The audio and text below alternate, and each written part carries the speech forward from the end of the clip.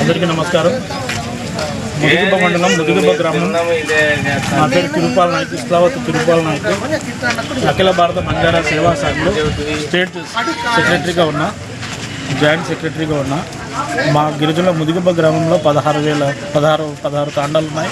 16 తాండాల్లో 20,000 దాదాపు జనాభాలు ఉన్నారు.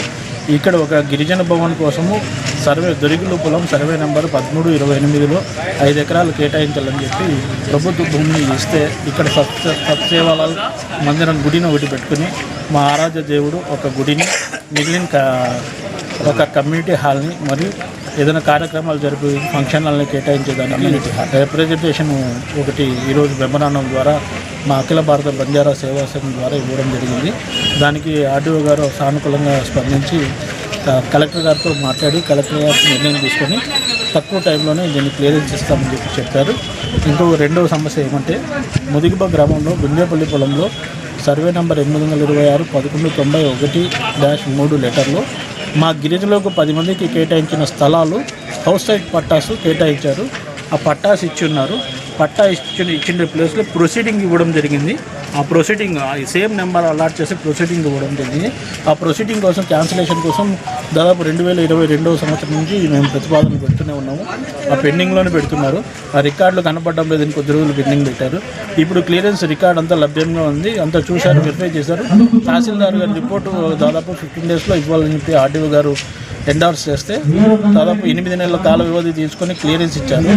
8 నెలల కాల వ్యవధి అయిపోయిన తర్వాత ఇప్పుడు కలెక్టర్ ఆర్డీఓ గారి కార్యాలయంలో 2 months నుంచి పెండింగ్ ఉంది. గతంలో నుంచి మేము ప్రతిపాదనలు పెడుతున్నాము, ఎందుకు దీన్ని డిలే చేస్తున్నారు, ఒక గిరిజనకు సంబంధించిన హౌస్ సైట్ పట్టాసులో ఇబ్బందులు పెడుతున్నారు, దాడులు చేస్తున్నారు. దీని గురించి హైకోర్టు డైరెక్షన్ కూడా తీసుకున్నాం, ఇంటీరియం డైరెక్షన్ కూడా వచ్చింది. అది తెలియజేసినప్పటికీ ఈరోజు చూస్తాము, రేపు చూస్తాము, వారం చూస్తాం, 10 రోజులు చూస్తాము. గతం నుంచి కాలయాపన జరుగుతుంది. ఈరోజు కూడా మరి ప్రీవియస్లీ 8 రోజుల ముందు చేస్తే 10 రోజులు క్లియరెన్స్ చేస్తూ ఉన్నారు.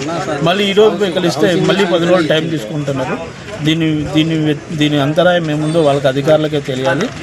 దాదాపు ఇది 2020 నుంచి పట్టాసు ఇచ్చిన ప్లేస్లో ఇబ్బందులు పెడుతున్నారు. దీన్ని ఇంకా 10 days లోపు మీరు సహకరించకపోతే మేము నిరసన తెలియజేస్తాం, రోడ్డు మీదకి వెళ్తాం, కలెక్టర్ గారి దృష్టికి వెళ్తాం, నిరసన తెలియజేస్తామని చెప్పి తెలియజేసినాము. దానికి సానుకూలంగా స్పందించి 10 రోజులు, దీనికి కూడా 10 రోజులు కాల వ్యవధి తీసుకున్నారు.